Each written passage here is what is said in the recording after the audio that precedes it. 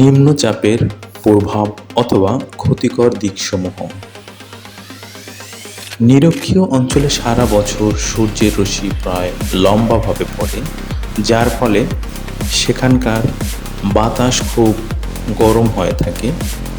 গরম বাতাস হালকা হয় উপরে উঠে যায় এবং নিম্নচাপ সৃষ্টি করে।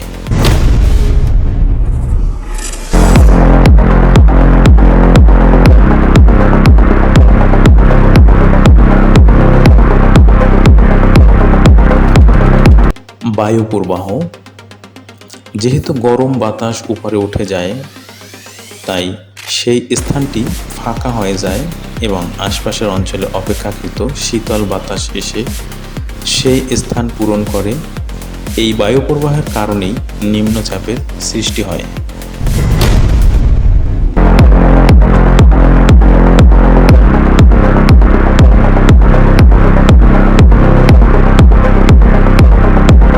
আর্দ্রতা।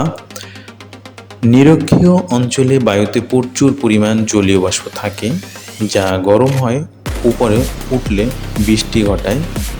এই বৃষ্টিতে অথবা এই বৃষ্টিপাতের কারণে বায়ুচাপ কমে গিয়ে নিম্নচাপ সৃষ্টি হতে পারে।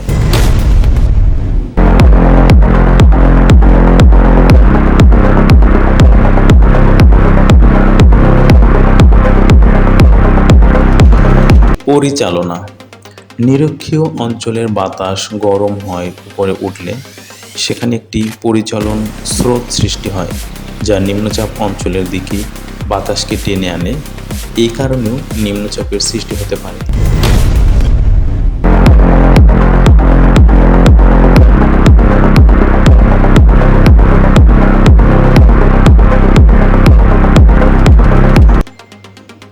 পুনশ্চ মৌসুমী বায়ুর সক্রিয়তা নিম্নচাপের বিকাশে বাধা সৃষ্টি করতে পারে। এছাড়াও বাতাসের তাপমাত্রা ও আর্দ্রতা পর্যাপ্ত না হলে নিম্নচাপ শক্তি সঞ্চার করতে পারে না। এবারই মৌসুমী বায়ুর প্রভাবে সম্প্রতি সৃষ্টি হওয়া নিম্নচাপ ঘূর্ণিঝড়ে পরিণত হতে পারেনি।